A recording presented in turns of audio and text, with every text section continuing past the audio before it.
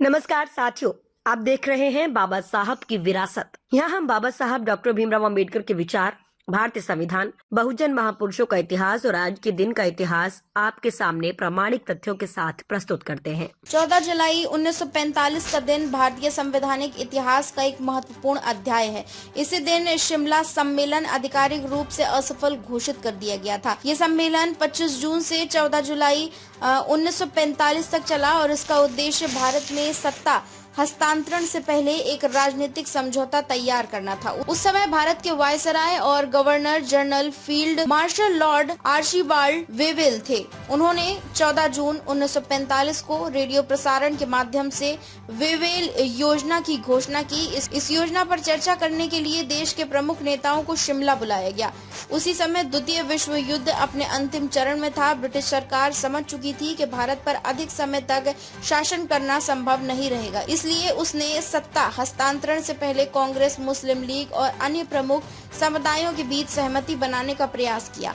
शिमला सम्मेलन में कुल 21 प्रमुख भारतीय नेताओं ने भाग लिया। इनमें महात्मा गांधी, मौलाना अब्दुल कलाम आजाद, जवाहरलाल नेहरू, मोहम्मद अली जिन्ना, लियाकत अली खान, मास्टर तारा सिंह, बाबू जगजीवन राम सहित कई अन्य नेता शामिल थे।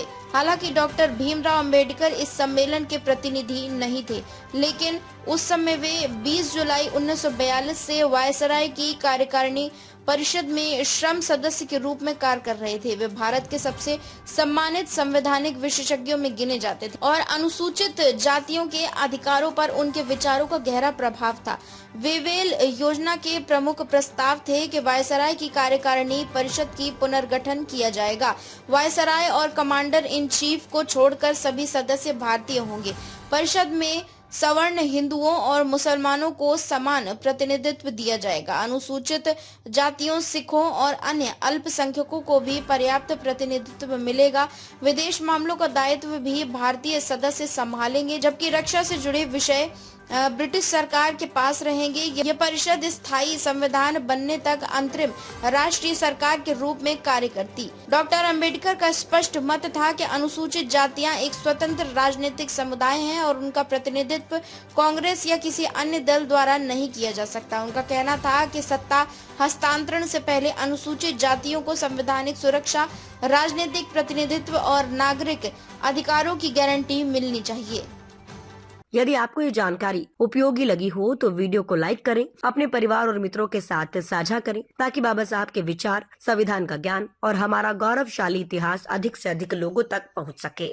यदि आपने अभी तक बाबा साहब की विरासत चैनल को सब्सक्राइब नहीं किया है तो अभी सब्सक्राइब करें और बेल आइकन अवश्य दबाएं, ताकि हमारी हर नई वीडियो सबसे पहले आप तक पहुँचे। याद रखिए, शिक्षा ही सबसे बड़ा हथियार है, संविधान हमारी सबसे बड़ी ताकत है और सामाजिक न्याय हमारी सबसे बड़ी जिम्मेदारी है। इस संदेश के साथ नमस्कार। जय भीम, जय संविधान, जय भारत।